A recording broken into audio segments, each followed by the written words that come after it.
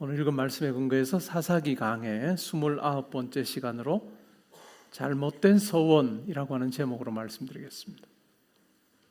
오늘 우리의 신앙생활에서 서원이라고 하는 것이 사라진 것 같습니다.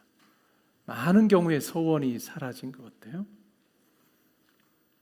이 서원이라고 하는 것이 회복되는 것이 얼마나 중요한가 하는 부분에 대해서 오늘 제가 말씀을 드리려고 하고, 또 반대로 이 서원을 잘못했을 때 어떤 일이 일어날 수 있는가 하는 부분을 오늘 입다의 경우를 통해서 우리가 잘 확인할 수 있습니다.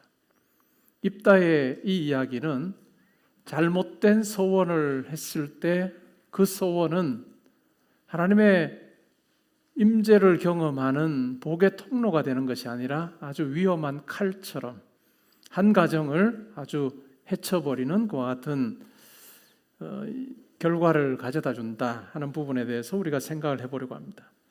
이 설교의 전반부는 본문을 살필 것이고, 설교의 후반부에서는 우리 성도의 삶에서 서원이라고 하는 것이 얼마나 중요한가, 그리고 나는 과연 서원하는 삶을 살고 있는가 하는 부분을 한번 점검해 보는 그런 시간 가지려고 합니다.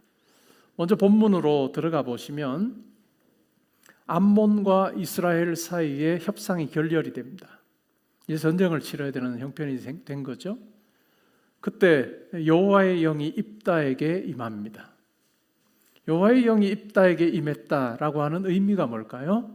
하나님께서 이 전쟁에서 승리를 주시겠다라고 하는 표징을 주신 거라고 볼 수 있습니다.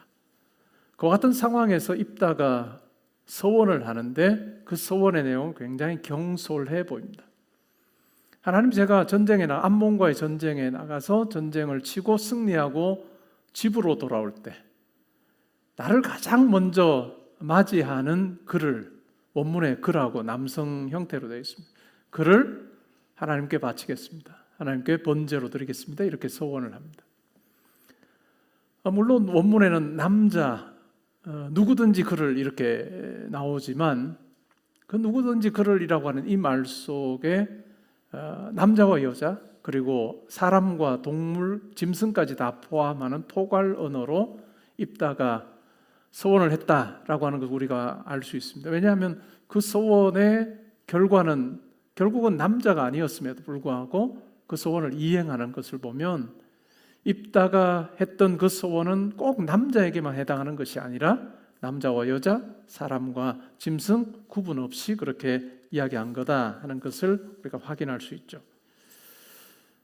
분명 입다는 하나님께 자기의 소원을 올려드린 것 같아요. 전쟁에 승리하게 해주십시오라고 하는 소원이 그에게 있었고, 전쟁에 승리하게 하시면 제가 이렇게 드리겠습니다라고 이야기를 했습니다.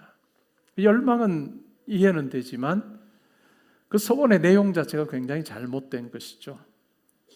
왜 그러면 입다가 그와 같은 소원을 했을까라고 생각을 해보면 아마 주변의 이방 문화의 영향을 받은 것 같습니다. 가나안과 인근 민족들이 종교 생활을 하면서 사람을 제물로 드리는 관습이 있었습니다. 하나님께서는 그와 같은 관습을 인정하지 않으셨습니다. 그래서 아주 분명하게 신명기 같은 곳에 보면 사람을 제물로 드려서는 안 된다라고 하는 아주 구체적인 금지 명령이 나옵니다. 근데 입다는 하나님을 충분히 알지 못했던 것 같아요. 하나님이 어떠한 분이신지, 하나님의 율례가 무엇인지를 그가 알지 못하기 때문에 자기의 그냥 마음만으로만 그렇게 서원을 했습니다. 결국 서원이라고 하는 것은 하나님의 성품과도 맞아야 되고 하나님의 뜻과도 맞아야 된다라고 하는 것을 오늘 본문이 우리에게 분명하게 이야기를 해줍니다. 그렇게 서원을 하고 나서 전쟁에 가서 승리를 했습니다. 집으로 돌아올 때 입다의 관심은 뭐였을까요? 과연 누가 나를 처음 맞이할 것이냐 라고 하는 그 관심을 가지고 집으로 돌아오는데, 무남동녀, 외동딸이 입다를 가장 먼저 맞으러 나왔습니다. 마음이 찢어지죠. 애통하는 마음이 있습니다. 그래서 입다가 이렇게 한탄합니다. 어찌할꼬 내 딸이여, 너는 나를 참담하게 하는 자요, 너는 나를 괴롭게 하는 자 중에 하나다라고 그렇게 괴로워합니다. 승리의 날이 이제 애통의 날로 바뀌는 거죠. 결국 이런 소원을 했다는 걸 딸이 압니다. 딸이 이야기합니다. 아버지께서 하나님께 이러한 소원을 했기 때문에 그 소원은 분명 갚아야 되는 것이다 라고 하고 아버지에게 요청을 합니다. 나에게 2달만 주십시오. 내 여자친구들과 산에 올라가서 내가 남자를 알지 못한 채 죽는 이것에 대해서 내가 2달 동안 애통하는 기간을 가지고 내가 내려오겠다라고 이야기하자 아버지가 허락을 합니다. 그리고 결국은 2달이 지난 후에 내려와서 소원을 이행하는 그 같은 내용이 오늘 본문에 나옵니다. 이 소원의 이행에 대해서 교회사 속에서는 2가지 이해가 있습니다. 해석이 있습니다. 하나는 전통적으로 입다가 소원한 문자 그대로 자기의 딸을 하나님께 번제물로 드렸다라고 하는 것이 첫 번째 이해예요. 그 다음에 2번째 다른 해석은 이 이행의 내용 자체가 내가 남자를 알지 못한 채 죽는 이것이 내가 굉장히 서럽고 안타깝다라고 하는 입다의 딸의 그 말을 통해서 입다의 딸이 번제물로 드려진 것이 아니라 평생을 결혼하지 않은 채 성막에서 수종드는 자로 살았다라고 하는 것이 2번째 입장이에요. 저는 개인적으로는 첫 번째 입장을 따릅니다. 전통적인 입장을 따라요. 하나님께 번제물로 드려질 때 그는 남자를 알지 못하는 그런 사람으로 하나님 앞에 번제물로 드렸다라고 저는 이 본문을 그렇게 이해를 합니다. 이 소원을 통해서 우리는 하나님께 올바른 소원을 하는 것이 얼마나 중요한가 하는 부분을 확인할 수 있어요. 그리고 하나님의 그 율법 규정에 보면 어떨까요? 레위기 5장이나 레위기 27장 같은 경우를 보면 어떤 한 사람이 소원을 했어요. 그런데 자기가 한 소원이 너무나도 경솔하고 잘못되었다라고 하는 것을 알아요. 그러면 그 소원을 했기 때문에 무조건 지켜야 되느냐? 그렇진 않다라고 율법이 이야기를 해요. 자기가 한 그 소원 자체가 너무 잘못된 거다라고 하는 것을 알았을 때는 결국은 속죄제를 하나님 앞에 드리면서 뉘우치면 회개하면 그 소원 자체를 이루지 않아도 된다라고 하는 율법 규정이 있습니다. 입다가 그와 같은 율법 규정을 몰랐는지 아니면 자기가 입으로 그 내용을 뱉었기 때문에 무조건 해야 된다라고 생각을 했기 때문에 이행을 했는지는 모르지만 결국은 입다는 자기가 소원한 대로 결국은 이행을 합니다. 우리가 이 사사기 본문을 통해서 소원과 관련해서 우리가 얻게 되는 교훈이라고 하는 것은 소원이라고 하는 것은 하나님의 은혜에 대한 반응이어야 합니다.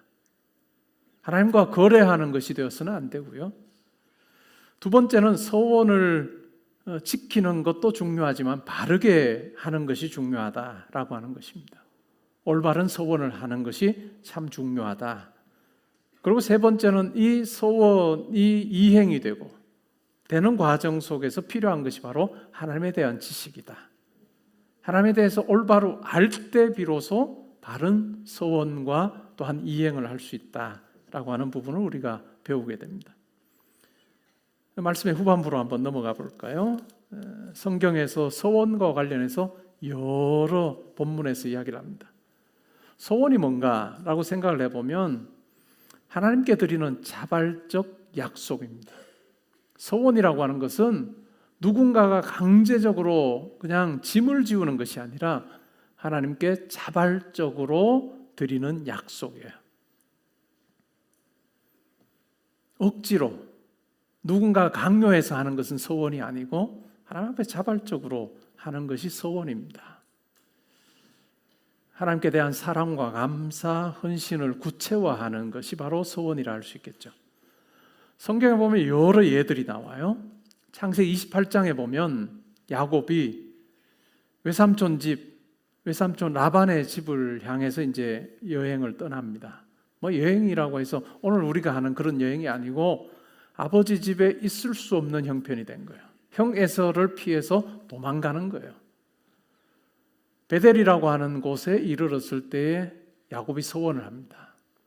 하나님, 제가 저의 삶에 어떤 일이 펼쳐질 줄 모르는데 만약에 이 여정에 하나님께서 함께 하시고 또 외삼촌 라반의 집에서도 잘 지내다가 다시 아무런 일 없이 무탈하게 제가 건강하게 돌아오게 된다면 제가 이곳에서 하나님을 나의 하나님으로 섬기기로 작정하겠습니다. 그리고 하나님 앞에 제단을 세워서 하나님을 경배하겠습니다. 이렇게 소원을 합니다. 물론 하나님께서 그의 소원대로 이룰 수 있도록 하나님께서 역사해 주시죠. 사무엘상 1장에 보면 자식을 낳지 못하는 한 여인이 등장합니다. 이 여인이 하나님 앞에 간구를 합니다. 그러면서 하나님 앞에 소원을 이렇게 합니다. 하나님께서 만일 저에게 아들을 주시면 제가 그 아들을 나시린으로 하나님께 드리겠습니다. 이렇게 소원을 해요. 나시린이 뭘까요? 하나님 앞에서 구별된 자로 드리는 거예요. 하나님, 이 아이를 하나님께 바치겠습니다. 이런 의미입니다. 하나님께서 이 여인의 기도를 들어주십니다. 그리고 아들을 허락하십니다. 그리고 그 아들을 소원한 대로 하나님께 바칩니다. 그 아들이 바로 사무엘입니다. 그 어머니의 이름이 바로 한나이죠. 우리가 시편을 읽다 보면 시편 기자들의 말 속에 내 소원을 여호와께 갚겠습니다 라고 하는 표현들이 자주자주 나옵니다.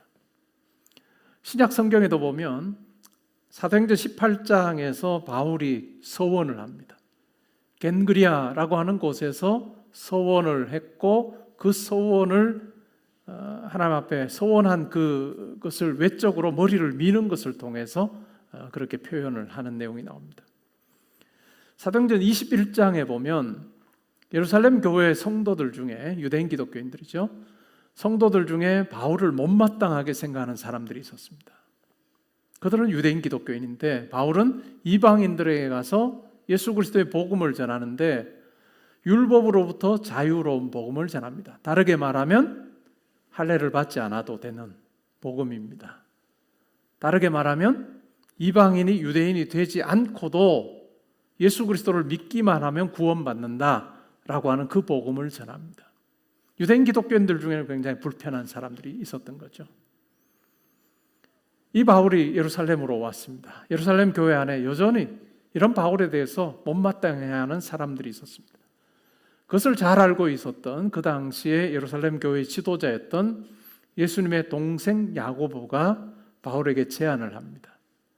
우리 교회 안에 4사람이 유대인 기독교인이죠. 4사람이 하나님께 소원을 했는데 소원을 하게 되면 소원에 해당하는 비용이 듭니다. 바울에게 당신이 이 4사람의 소원에 드는 비용을 당신이 대줄 수 있겠느냐라고 이야기합니다. 바울이 흔쾌히 그렇게 하겠다라고 이야기합니다. 그러면 왜 예수님의 동생 야고보가 그와 같은 제안을 했느냐 하면 유대인 기독교인들의 소원 갚는 것을 보면서 그 일에 바울이 함께하는 것을 보면서 유대인 기독교인들이 바울이 하나님의 율법을 소홀히 여기는 사람이 아니구나 라고 하는 생각을 가지도록 하기 위해서 그와 같은 제안을 했고 바울은 받아들입니다. 구약이나 신약이나 다 이 소원에 대해서 부정적으로 이야기를 하지 않습니다. 잘 소원하는 것이 중요하고 또 이행하는 것이 중요하다라고 하는 이야기를 해줍니다. 어찌 보면 우리의 삶 자체가 소원하고 소원을 이루는 삶입니다. 소원하고 소원을 이루는 삶인데 우리 신앙생활이라는 게 그렇다는 거죠. 왜냐하면 우리가 하나님으로부터 어떤 것으로도 갚을 수 없는 그 은혜를 우리가 입었습니다. 하나님의 사랑이 있고 하나님의 은혜가 우리 가운데 있습니다. 그러기에 우리는 마땅히 내가 어떻게 하나님의 이 사랑에 보답할 것인가 라고 하는 마음이 우리 가운데 있을 수밖에 없습니다. 결국 소원의 출발점은 내가 하나님으로부터 은혜를 얻기 위해서가 아니라 받은 은혜에 응답하는 것, 그것이 바로 소원이라 할 수 있습니다. 소원이라고 하는 것은 내 삶이 바로 하나님의 것입니다 라고 하는 그 고백이요, 또 하나님을 향한 사랑을 우리가 언약의 언어인 소원을 통해서 하나님 앞에 올려드리는 것이라 할 수 있습니다. 소원을 할 때 원칙이 몇 가지 있습니다. 첫 번째는 하나님의 계명과 성품에 부합해야 합니다. 생명을 존중하시는 하나님, 이시기 때문에 생명을 경히 여기거나 또 불의와 타협하거나 다른 사람의 권리를 침해하고 자유를 침해하는 그와 같은 서원은 하나님에게 합당하지 않습니다. 두 번째로 서원은 나 자신과 관련된 것이어야 됩니다. 나 자신과 관련된 것이에요. 오늘날은 뭐 그런 일들이 많지는 않은데 오래전에 우리 한국 교회를 놓고 보면 하나님께서 저에게 아들을 주시면 하나님 앞에 목사로 드리겠습니다. 이렇게 소원한 부모님들이 꽤 있어요. 하나님께서 저에게 아들을 주시면 목사로 바치겠습니다. 그래서 하나님께서 아들을 주세요. 자라가는 내내 아들에게 내가 너를 위해 소원했다, 너를. 근데 아들은 자기가 한 게 아니에요. 아버지가 했고 어머니가 했는데 나는 그런 소원 한 적이 없는데 성년이 되면 고민이 됩니다. 내가 신학을 해야 되느냐 말아야 되느냐 하는 일로 고민하는 경우가 많았습니다. 그 경우 어떨까요? 하나님께서 그 아들을 하나님의 그 어떤 목회자의 길로 부르셨다고 하면 그 소원이 유효하게 하실 겁니다. 그러나 그렇지 않다면 그 소원은 자기가 한 소원이 아니기 때문에 그것이 자기의 소원이 되면 가는 것이고 소원이 되지 않으면 그 소원은 사실은 의미가 없습니다. 옛날에는 그런 경우가 많았죠. 오늘날은 그렇게 소원하는 어머니 아버지 수가 진짜 소수고, 제가 신대원에 면접에 가끔 들어가 보면 이제 이전에는 아버지 어머니가 소원하셔서 제가 왔습니다, 저도 그걸 확인하고 왔습니다, 이렇게 하는 경우도 있었는데 요즘에는 거의 없습니다. 중요한 것은 소원은 나와 관계된 소원이어야 된다. 그 다음에 세 번째는 말씀의 지식과 맞아야 되는 것이죠. 하나님의 말씀과 부합한 소원이어야 한다라고 하는 것입니다. 그리고 네 번째는 소원은 아주 구체적이고 실천 가능한 것이어야 하고 시간과 방식이 분명한 것이 바로 소원이 되어야 된다. 하나님을 향해서 내가 하나님 사랑합니다, 제 삶이 전부가 하나님의 것입니다 라고 말을 하는 그 마음, 그 말이 내 삶에서 어떻게 표현이 되게 하느냐라고 하는 것이 소원이라 할 수 있겠죠. 그러게 우리의 삶 전부가 소원하는 삶입니다. 예수를 믿고 나서 하나님의 은혜를 깨닫고 나면 내가 어떻게 하면 하나님을 기쁘시게 할까라고 하는 고민을 우리는 하게 됩니다. 그리고 그 고민의 표현이 소원의 형태로 드러나는 것입니다. 우리 성도님들 하나님 앞에 헌금을 드립니다. 물질을 드리죠. 여러분이 피땀 흘려서 얻은 물질입니다. 근데 우리는 고백하는 거죠. 이거 하나님께서 내게 주신 거다 라고 하는 고백을 하며 하나님 나라와 하나님을 위해서 우리가 따로 떼어두고 그것을 하나님께 드립니다. 이웃사랑의 부분도 마찬가지죠. 말씀을 보면 내게 하나님께서 이웃을 사랑하라 라고 말씀하셨는데 내가 어떻게 실천할 수 있을까? 막연히 이웃사랑을 실천하려고 하면 어렵습니다. 그런데 여러분들이 가지고 있는 얻은 그 물질 중에서 일부를 따로 떼어두는 거죠. 따로 주머니를 만들어 두는 거예요. 그리고 그 부분을 가지고 이웃사랑을 실천할 때 가능하게 되는 거예요. 제가 학교에 이제 교수로 임용이 돼서 2013년부터 가르쳤습니다. 제가 학교로 가면서 저는 목회하는 사람인데 학교에서 가르칠 기회가 주어진 거죠. 학교로 가면서 하나님 앞에 서원한 것이 있습니다. 그 서원한 것이 뭐냐 하면 내가 교수님들 밥은 내가 사리라 하는 서원을 했습니다. 저는 하루만 가서 그냥 6시간 강의를 하고 오는데 채플 딱 끝나고 나면 이제 주로 교수님들하고 같이 교수 식당으로 가서 밥을 먹습니다. 얼마 하지 않아요. 그래도 저와 같이 가는 교수님들 밥은 내가 항상 산다 라는 마음을 가지고 이제 교수 식당에 갈 때마다 제가 대접할게요 하고 이제 숫자 이렇게 써놓으면 따로 이제 떨어져 나간. 그리고 학생들에게도 내가 기회만 있으면 내가 사주리라 하는 생각을 가지고 저는 따로 제 수입의 일부를 따로 이렇게 두는 주머니를 저는 가지고 있습니다. 그래서 제 수업에 혹시 배우자를 데리고 들어오는 학생이 있으면 저는 원칙이 5만 원을 준다. 그 학생하고 저하고 아무것도 없어도 많아요. 한 클래스가 70명이니까 한 학년에 6반이니까 다 할 수가 없죠. 물론 제 수업을 다 듣고 이제 그 다음 학년으로 올라가긴 하는데 뭐 저하고 가깝지 않아도 배우자 데리고 오면 그 배우자에게 면을 세워주게 하기 위해서라도 무조건 5만 원 준다. 이거 너무 알려지면 안 되는데. 그래서 5만 원을 줘요.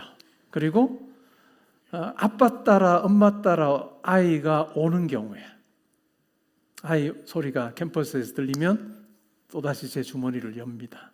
5만 원을 줘요. 가서 맛있는 거 먹으라고.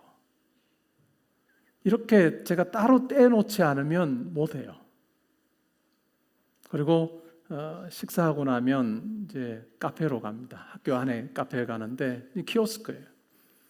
줄을 쭉 가다 보면 이제 미리 앞에 학생들이 서 있습니다. 그리고 저도 이제 줄을 서요. 저 기준은 원칙은 쟤하고 줄 같이 서면 무조건 내가 산다. 15명 정도 됩니다. 그거는 교회 카드입니다.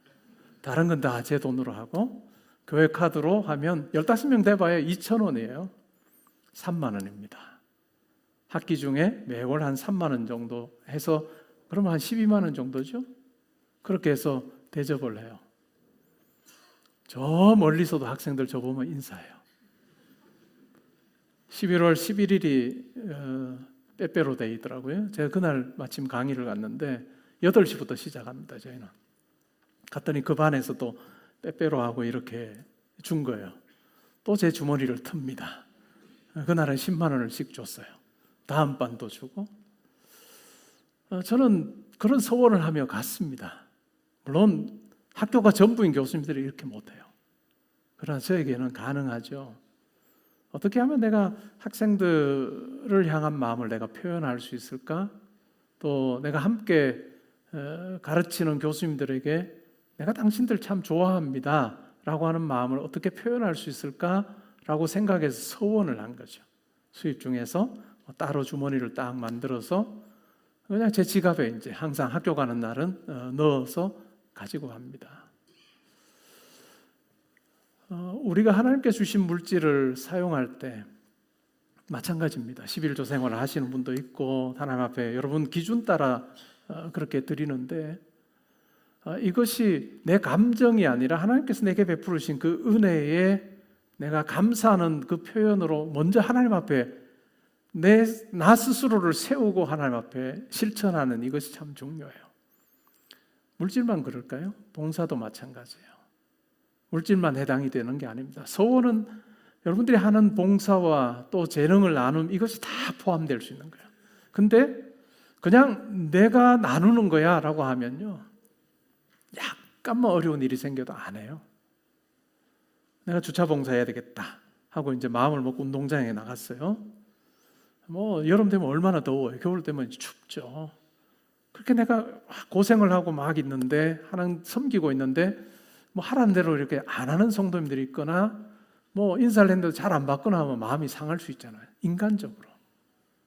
그래서 마음 상해서 안 할래 이럴 수도 있는데 소원을 하게 되면 어떨까요? 하나님 앞에 내가 이거 하는 거야 라고 하는 것으로부터 출발이 되면 결국은 사람하고 관계는 별로 영향을 안 미치는 거예요. 그래서 우리가 하나님 앞에서 내가 이렇게 하겠습니다 하는 소원으로부터 섬기는 것이 얼마나 중요한가라고 하는 것을 확인할 수 있습니다.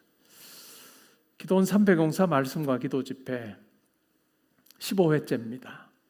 항상 한 가지 기도 제목을 마음에 품고 하나님 앞에 간절히 기도합시다 라고 저는 그렇게 말씀드려요. 제가 이것이 제가 하나님 앞에서 신앙생활하면서 제 영성을 유지하고 하나님을 만난 그 통로이기 때문에 제가 그렇게 말씀드려요. 한 가지 기도 제목, 기도원 300용사 시작하면 원래는 무엇을 한 가지 기도 제목으로 삼을까 제가 고민하면서 한 가지를 정합니다. 그리고 그 한 가지 기도 제목을 가지고 하나님 앞에 기도해요. 기도원 300용사 말씀과 기도 집회 중간쯤 지날 때 되면 하나님께서 저에게 이야기하세요. 그래 내가 그 기도 들어주면 너 나 위해서 뭐 할 건데 한 가지 기도 제목이 제가 건축을 하는 동안에는 건축 은혜 가운데 잘 마치게 해주십시오. 그것이 제 한 가지 기도 제목이에요. 건축을 준비하는 준비위원회가 결성이 되고 나서 건축위원회가 아니고 건축준비위원회 한 5년 정도 했습니다. 건축준비위원회가 결성이 되고 나서 저는 하나님 앞에 서약을 한 거죠. 하나님, 제가 건축원금하겠습니다 하고 제 나름의 자발적인 서약이에요. 우리 교회는 건축원금 작정한 적이 없습니다. 각자 자기의 어떤 믿음의 분량 따라서 우리는 건축에 동참을 했는데, 건축이 진행될 때 한 가지 기도 제목이 은혜 가운데 잘 마치게 해주십시오. 그래서 저 기도 제목대로 우리 교회는 건축하면서 한 번도 잡음이 난 적이 없어요. 큰 소리 한 번 난 적이 없습니다. 그러면서 하나님께서 저에게 중반쯤 되면 꼭 저에게 물으세요. 제가 기도원 300용사 하면서 중반쯤 되면 저는 사실 겁나요. 너 그러면 나 위해 뭐 할 건데, 이렇게 항상 물으시기 때문에. 그래서 제가 그때 한 가지 기도 제목이 제 건축일 때는 이렇게 제가 서원을 했어요. 하나님, 이제 건축이 다 끝나도 교회가 빚을 많이 질 텐데 그렇다고 두려워하지 마십시오. 잘 갚고 있습니다. 이 대출을 다 갚을 때까지 제가 건축원금하겠습니다. 빨리 우리가 갚아야 되는 이유가 저한테는 분명해요. 빨리 갚아야 돼요. 제 아이들이 딸 둘인데 바로 고등학교 졸업하면서 바로 대학을 안 갔습니다. 못 갔습니다. 저도 바로 못 갔습니다. 저는 그래서 종로학원 출신입니다. 저기 서울역 부근의 종로학원, 염천교 옆에 그 종로학원 출신인데, 아버지를 닮아서, 엄마를 닮았으면 바로 갔을 텐데 아버지를 닮아서 애들이 다 재수를 했는데, 재수를 할 때 한 가지 기도 제목은 입시 아니겠습니까? 하나님, 이 아이가 내년에는 자기가 원하는 학교 잘 가게 해주십시오. 그것이 제 한 가지 기도 제목이에요. 중반쯤 되니까 하나님이 물으시는 거예요. 그래, 내가 그렇게 해주면 너 뭐 할 건데? 그때 되면 저는 아주 복잡해집니다, 머리가. 그래서 계산을 해본 거죠.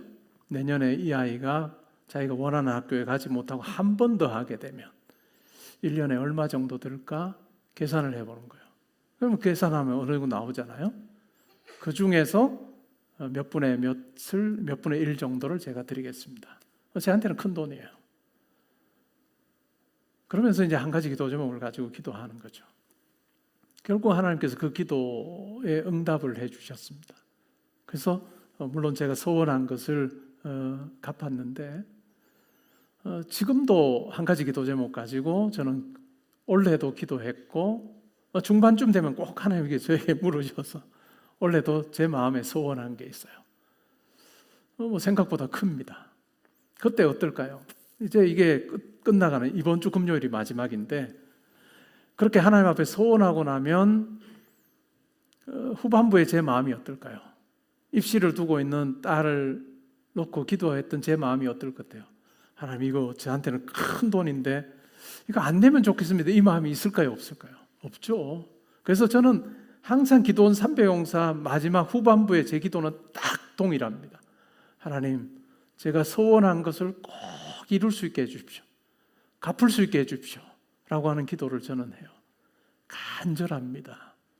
이거 그냥 해주셔도 되고 말아도 이게 아니고 하나님 앞에 간절함으로 나아가는 기도가 저에게는 있었고, 감사하게도 매년 하나님께서 응답해 주셨어요. 이번에 어떻게 응답하실까라고 하는 그 설렘을 가지고 저는 소원을 했고, 이루어 주시면 내년 1월에 제가 소원을 갚을 겁니다. 소원은 꼭 물질만이 아닙니다. 여러분의 재능일 수도 있고 여러분의 봉사일 수도 있습니다. 근데 그것이 그냥 소원으로 출발하지 않으면 언제든지 흔들립니다. 그러나 하나님 앞에 제가 이렇게 하겠습니다 다짐하고 결단하면 그 다음은 사람들 눈치 안 보는 거예요. 하나님 앞에 내가 그렇게 하기로 했으니까 하나님 앞에서 내가 그렇게 이행하며 살리라 라고 하는 고백을 하게 되는 거죠. 저는 우리 하나님, 제가 만난 하나님은 째째한 하나님 같진 않아요. 제가 딸들을 위해서 기도합니다. 하나님, 제 딸들이 믿음의 배우자 만나서 결혼하게 해주십시오라고 기도하면 하나님 꼭 저에게 물으세요. 그래, 내가 그렇게 해주면 너 날 위해 뭐 할 건데. 아버지가 너무 괴롭혀요, 저를. 그러면 제 나름의 그걸 합니다. 결혼하면 준비하면 많은 돈이 들겠죠. 그러나 하나님께서 이 가정에 출발부터 하나님께서 함께 해주시기를 원합니다 하는 그 마음으로 제가 저에게는 굉장히 큰 금액을 하나님 앞에 드리겠습니다 라고 소원하는 거예요. 손주 주면 똑같아요. 기도하면 너 그거는 뭐 할 건데? 나를 위해 뭐 할 건데? 제 나름의 계획은 다 서 있습니다. 제가 이제 은퇴가 12년 남았습니다. 제 기도 제목 중에 하나는 12년 동안 이제까지 했듯이 정말 잘 감당하고 멋지게 이 직에서 물러나게 해주십시오. 그게 은퇴 아니에요, 그렇죠? 그렇게 기도합니다. 하나님께서 저에게 물었어요. 너 그렇게 하게 해주면 너 뭐 할 건데? 항상 저에게 그렇게 물으세요. 근데 제가 만난 하나님 아버지는 저하고 하나님이 비교가 되겠어요? 제가 가진 것이 하나님하고 비교가 될까요? 제 주머니에 있는 동전 하나 하나님께서 이야 하고 뺏어가시고 좋아하시는 하나님이 아니에요. 우리가 기쁨으로 하나님 앞에서 그렇게 살 때 하나님께서 우리에게 넉넉하게 부어주시는 하나님 아버지다. 저는 분명 그렇게 고백해요. 그렇다고 단서가 있어요. 하나님 앞에 소원하는 삶은 우리가 하고 싶은 거 다 하면서 못합니다. 내 삶의 어떤 부분은 포기하는 거예요. 그래야 하나님 앞에 소원을 갚는 자로 살 수 있습니다. 나 하나님 사랑합니다 말은 하고 우리 삶에서 아무것도 없어요. 남녀가 사귀어요. 만날 때마다 정말 너 내게 가장 소중한 사람이야. 나 정말 너 사랑해. 어제도 이야기하고 오늘도 이야기하고 내일도 이야기하겠죠. 밥 먹었어요? 근데 계산할 그 시점에 화장실을 갔다 온다거나 아니면 그냥 먼 산 보고 있으면 사랑하는 게 아니에요. 우리 신앙생활 하나님께 주신 은혜를 붙들고 내가 하나님 앞에서 내 삶을 드리는 구체적인 표현을 하는 것입니다. 소원은 누가 강제적으로 하는 것이 아니고 여러분이 자발적으로 하는 거예요. 그리고 자발적으로 할 때 얼마나 기쁜지 모릅니다. 저는 우리 모든 성도님들이 누구에 의해서가 아니라 하나님 앞에서의 이 자발적인 소원의 그 기쁨을 누려보시면 좋겠습니다. 아들아 딸아 내가 너의 삶 가운데 함께하마 라고 말씀하여 주시면서 내 지혜와 내 능력으로 내가 가진 것으로 꾸려가는 삶이 아니고 하나님 아버지께서 우리 가운데 필요한 대로 공급하여 주시는 그 지혜와 능력으로 또 하나님께서 우리 가운데 채워주시는 그 물질로 또한 관계로 또한 재능으로 살아가는 우리가 되면 좋겠습니다. 여러분 소원은 하나님과 친밀해지는 중요한 비결이고 또 하나님의 함께 하심을 경험하는 저는 복의 통로다라고 저의 삶을 통해서 고백할 수 있습니다. 사랑하는 성도 여러분, 여러분의 삶 가운데서 여러분 개인 스스로가 하나님 앞에서 여러분의 삶을 놓고 한번 소원해 보시고 또한 소원을 이루는 과정에서 하나님께서 얼마나 기뻐하시는지를 경험하는 여러분들이 되시면 좋겠습니다. 우리 그렇게 살다가 넉넉하신 하나님 아버지 우리를 향해서 두 팔 벌리고 우리를 기다리고 계시는 그 하나님 아버지 앞에서는 그 영광스러움이 있기를 주님의 이름으로 축복합니다. 아멘. 우리 괜찮으시면 그 자리에 일어나셔서 오늘의 기도 읽고 찬양하겠습니다.